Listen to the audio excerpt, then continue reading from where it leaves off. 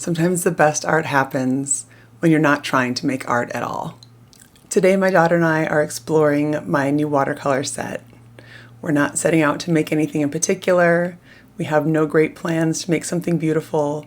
We're just gonna play and try things out and see what happens. When was the last time you created something just for fun?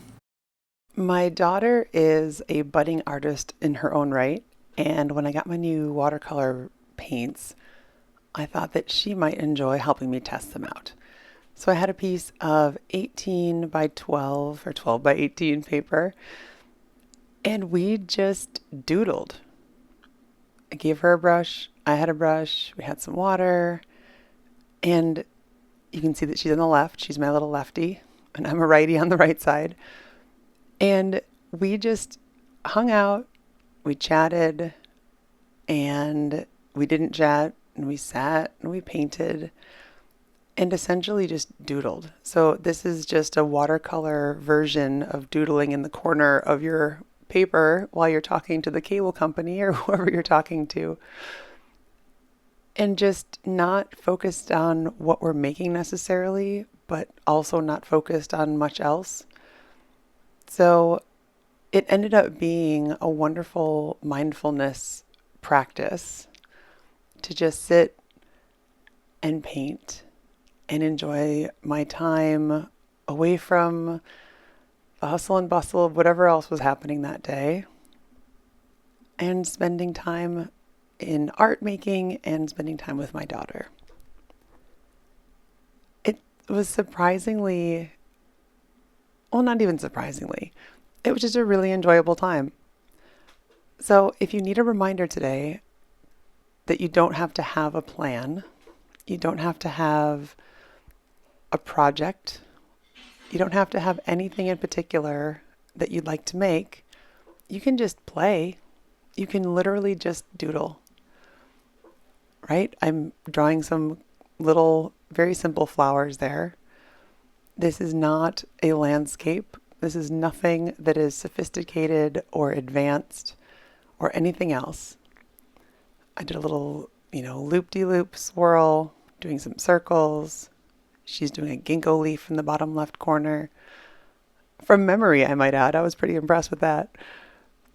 She's 9, by the way. And we're just feeling the paper. That's all we're doing. We're not going to frame this. We have no, delusions of grandeur for this paper. We're just doodling. I think we often psych ourselves out when we start thinking, oh gosh, I want to paint something, but what should I paint? Oh, I can't think of anything. I'll just go pay a bill or do something different. We don't have to know. We never have to know what we're painting. I know it seems so obvious to the people who have figured this out. But until you figure it out and until you kind of claim this for yourself, it is not obvious. It was not obvious to me for many, many years. So please know that if you're there and you're still firmly camped in the, I don't know what to paint, so I guess I can't paint anything. If you're in that space, I can assure you that I've been there, I get it, and I have such great news for you, because you don't have to know at all. And I would encourage you to try just putting color on paper. And I understand how simple and perhaps unhelpful that sounds to you right now, because I'm sure it does. I'm sure it does. Like, oh, it's easy for you to say, Jackie. It's easier for you to say. You made things, so you did know what you were going to make. Well, yes and no. I did make things, definitely. But it's probably pretty obvious that there's not much of a plan going on here. If you've ever watched a kindergartner approach markers or paint or a box of crayons, you will notice that they do not have a plan. They grab colors, they start drawing, then they figure out what their plan is, if they ever have one. Right now, all of a sudden, oh, this thing is an alien and it's jumping on this cloud and sliding down the rainbow to go over here and capture these, iguanas and penguins. I don't know. We forget when we grow up that we don't have a plan. And I think I can speak for many of us, that we're afraid that if we start the painting or the drawing before we have an idea, we're afraid the idea will never come. And we're afraid that then will be some sort of confirmation or evidence that we're actually not artists because the plan never came. It's not a conscious fear. I'm sure if I asked you what you're afraid of, you probably wouldn't come up with something so specific. But I think at the end of the day, and I would love to hear from you in the comments, I think at the end of the day, that's what we're afraid of. We're afraid of something not working out and not going as we would like it to, and that somehow will prove maybe our own suspicions that we can't call ourselves artists. Maybe it's like your Aunt Edna from Scranton decided that, when are you going to stop playing with those art supplies and, become an accountant or something? I don't know. You tell me. But there's some sort of fear that we're afraid to start because what if? What if I can't turn this into anything beautiful? What if the whole thing, it turns out awful and someone watched me do it? Oh my gosh, that's even worse, right? Someone else watched me do it and I told them that I like to paint and they're like, really, this is what you made? That's what we're afraid of. But here's the deal. Adults forget that play is how creativity starts. And in play, it's very hard to play if you have a very specific plan that can't be deviated from. It's very difficult to play if you aren't open to things that might not work. Play, in this case, I'm defining play as picking up art supplies and using them, with not necessarily having an end game in sight. Just picking them up and doodling on a page with your kid, with your grandkid, with a pet, whatever, whoever is nearby, or just by yourself. Just put the brush on the paper, make some marks, and then see. Maybe it turns into a snake.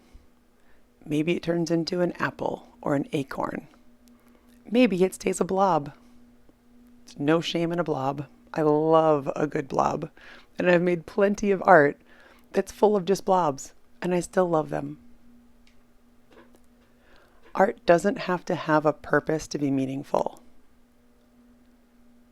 Just doing the thing and just playing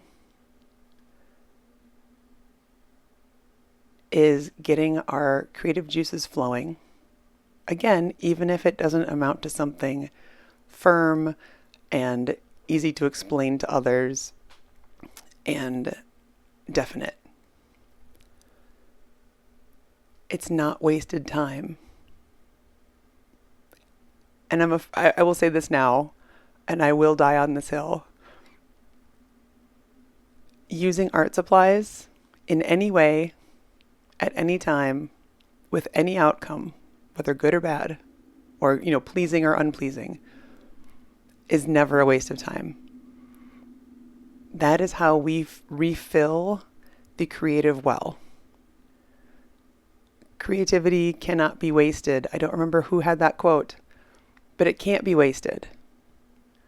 Creativity begets more creativity. So the more you use your creativity, and the more you doodle and play and make messes, the more ideas you will have, the more ideas of how to start the next one you'll have.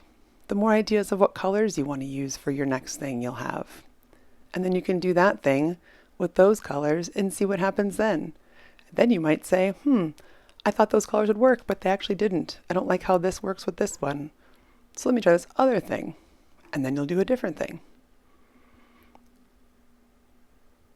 When people feel like they're stuck and they don't know what to do, or they have things that aren't working, and they're not sure what next step to take, the more you can take action, whether it's on that specific project or not, the more likely you are to free up your mind, get more creative juices flowing, and get unstuck. The more you do, the more you'll be able to do. And I hope you'll have fun in the process. Watercolor especially, I've been playing with that. It teaches you to let go also, because you cannot control every little drop of water. You can't create every blend exactly the way you'd want it to. At least I can't. And maybe that's the lesson for me in this. That play for the sake of play is beautiful. I don't need to control everything. A lot of what I don't control becomes more special because I'm learning something, because I have a beautiful oops. And the most interesting parts usually don't come from the moments that you plan. If this video reminded you how fun it can be to just play, tell me in the comments what's one art supply or color that you've been curious to try lately. Whatever you decide to do, I hope you have a wonderful day and a wonderful week. And thank you for your patience listening to my crackly voice as I'm getting over a bad cold from last week. Take care, everybody.